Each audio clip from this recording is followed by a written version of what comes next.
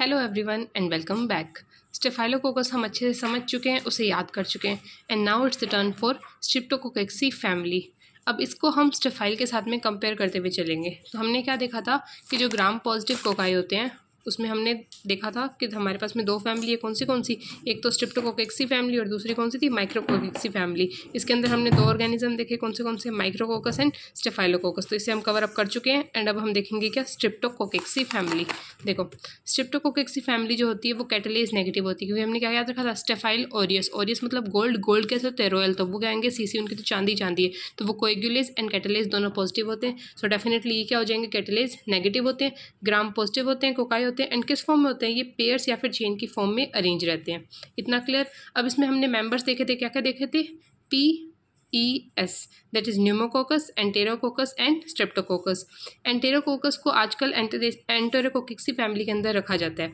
Streptococcus की अगर हम बात करें तो ये नॉर्मल फ्लोरा का भी पार्ट होता है एंड इसमें तीन ऑर्गेनिज्म हम आगे स्टडी करेंगे, स्टेप्स पायोजीन्स, एगलैक्टेशिया एंड निमोनिया, जो फर्दर अपनी अपनी रिस्पेक्टिव डिजीज कोज करता है।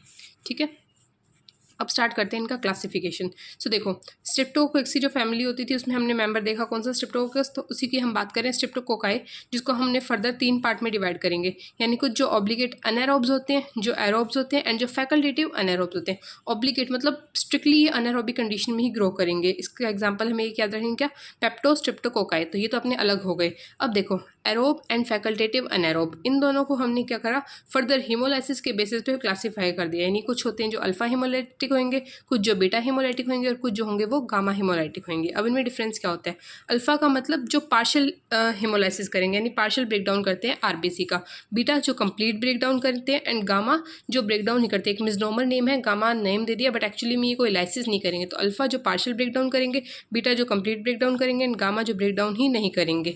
अब देखो, अल्फा जो होता है वो कैसे होता है, ग्रीनिश कलर की कॉलोनीज देगा, बीटा वाला जो होगा वो येलो कलर की कॉलोनीज देगा एंड गामा वाला जब ब्रेकडाउन नहीं करा तो उसके कलर भी कोई नहीं आएगा। एग्जाम्पल देखो, अल्फा आपने आजकल देखा कि कुछ मीम्स में आता है अल्फा, कुछ अल्फा पर्सन टाइप, तो इनके जो एग्जाम्पल होंगे वो भी कैसे होंगे, बड़े बड़े VIP टाइप्स होंगे। तो वी में आई को आप हटा देना, तो V and P, viridans streptococci and pneumococci. उसके बाद में बीटा, देखो घर में कोई गेस्ट आते हैं तो मम्मी क्या बोलती है, बेटा ये लो पाँव छुओ। ठीक है, तो बेटा से बीटा, येलो से येलो कलर एंड पाँव से पायोजीन्स, स्ट्रिप्टो पायोजीन्स। तो क्या हो जाएगा, बेटा येलो एंड पाँव छुओ। इससे आप याद रख लेंगे कि बीटा से बीटा हीमोलाइसिस, येलो से येलो की कॉलोनीज हो गई एंड स्ट्रिप्टोकोकस पायोजेंस इनका एग्जांपल हो गया। एंड गामा के अंदर एक एग्जांपल आता है कौन सा, एंटेरोकोकस।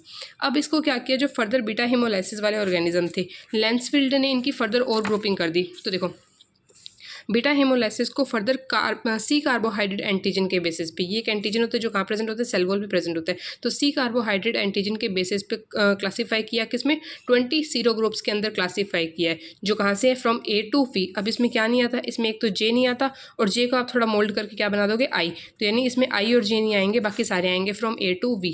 तो लैंसफील्ड ने क्या किया, बीटा हेमोलाइसिस जो होते हैं उन्हें, बीटा हेमोलाइटिक जो ऑर्गेनिज्म थे उन्हें सी कार्बोहाइड्रेट एंटीजन के बेसिस पे 20 सीरो ग्रुप्स के अंदर क्लासीफाई किया फ्रॉम A to V, जिसमें कौन से नहीं आएंगे, I और J नहीं आएगा। ठीक है, लैंसफील्ड के बाद ग्रिफिथ ने भी फर्दर क्लासीफाई कर दिया। तो ग्रिफिथ ने क्या किया, जो ग्रुप A वाले ऑर्गेनिजम्स थे उनको M प्रोटीन के बेसिस पे क्लासीफाई किया मोर देन M सीरोटाइप्स के अंदर। तो ये हमने कहा था ना कि 20 सीरो ग्रुप्स में क्लासीफाई किया फ्रॉम A to V। तो जो अब A वाले थे उसको ग्रिफिथ ने क्लासीफाई कर दिया।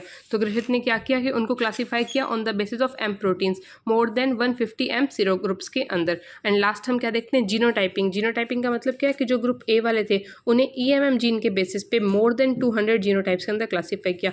ये क्लासिफिकेशन का चार्ट हमारे यहाँ पूर्व शास्त्री में एज इट इज़ दिया हुआ है, तो यहाँ से इसे हमने समझ लिया एंड एज इट इज़ हमें इसको याद कर लेना है, काफ़ी सिंपल है, जल्दी याद हो जाएगा। ठीक है, तो ये हमने देखा कि सबसे पहले क्या हुआ, लेंसफील्ड का क्लासिफिकेशन आया, जिसने क्या किया, बीटा हेमोलाइसिस को सी कार्बोहाइड्रेट एंटीजन के बेस पे क्लासीफाई किया ऑन 20 सीरो ग्रुप्स के अंदर। उसके बाद में ग्रिफिथ ने क्या किया, ग्रुप A को फर्दर M प्रोटीन के बेसिस पे more than M serotype 150 M सीरोटाइप्स में क्लासीफाई किया। एंड जीनोटाइपिंग क्या हुई, ग्रुप A को EMM जीन के बेसिस पे मोर देन 200 जीनोटाइप्स के अंदर क्लासीफाई किया गया। अब हम क्या देखेंगे, सबसे पहला ऑर्गेनिज्म दैट इज स्ट्रिप्टोकोकस पायोजीन्स। ये क्या है, ओनली जो ग्रुप ए के अंदर जो एक ही स्पीशीज़ आती है वो स्ट्रिप्टोकोकस पायोजेंस की ही आती है, तो ये बात हमें ध्यान रखनी है।